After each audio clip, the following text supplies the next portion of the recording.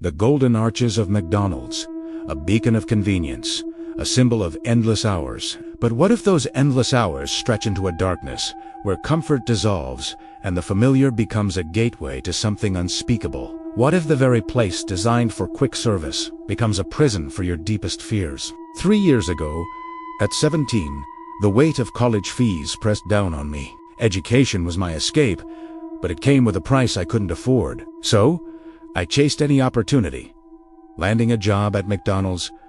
For 3 months, I toiled, proving my worth, always under the bright, reassuring glare of the daytime sun. Then, the call came. My manager, acknowledging my dedication, offered a promotion. Night shifts. His voice, however, carried an unusual undertone. Night shifts can be remarkably quiet, he'd said, a peculiar warning that lingered in the air. I, young and eager, dismissed it. Silence didn't bother me. Little did I know, silence could be the most terrifying sound of all. That settled day, at the stroke of midnight, I stepped into a MacDonald's I barely recognized. The vibrant energy of the day had vanished, replaced by an unsettling hush. My manager, after a cursory list of tasks, refilling sauces, scrubbing floors, wiping tables, left me alone.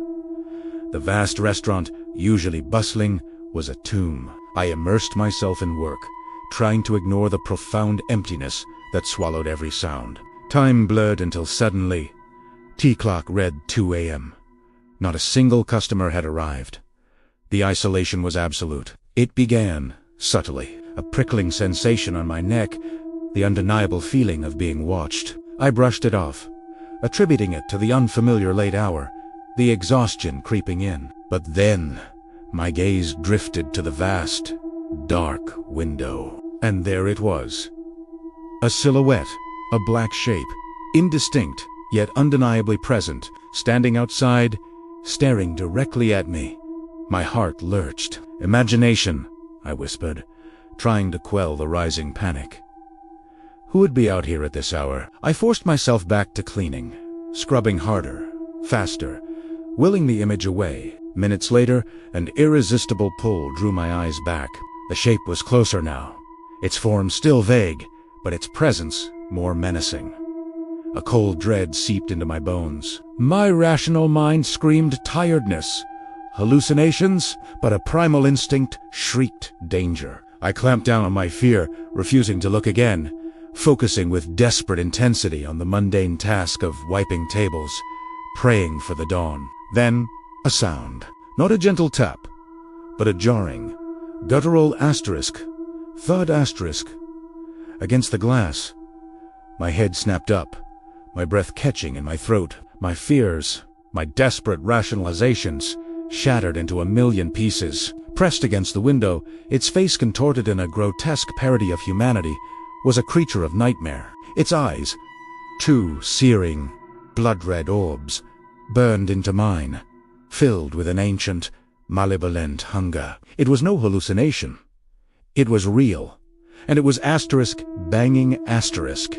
Time ceased to exist. All I knew was a primal, overwhelming need to escape. My hands, trembling uncontrollably, fumbled for the closed sign, slamming it onto the door. I didn't walk. I flew to my car, my mind screaming, my body a vessel of pure terror. The engine roared to life, and I sped away, leaving the flickering golden arches and the horror behind me, a desperate blur in my rearview mirror. I called my manager, my voice a strained whisper, fabricating an illness. He, oblivious, granted my leave. I couldn't tell him the truth. Who would believe me? Who would believe a demon lurked outside a MacDonald's window? Reaching the sanctuary of my home, a wave of relief, cold and profound, was sido para mí. That night, I made a silent, unbreakable vow. I would never, ever work another night shift again. No amount of money, no college degree was worth facing the unspeakable evil that lurks in the quiet, forgotten hours, waiting just beyond the glass.